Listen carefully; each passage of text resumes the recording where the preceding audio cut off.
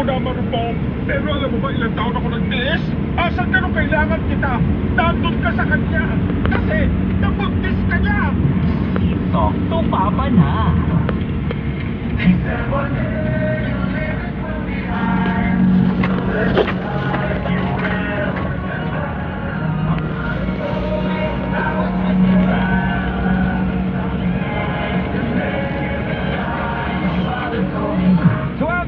After 9 on the clock, yun ang ating oras, mga kapuso. Ako, narito na ang ating bida.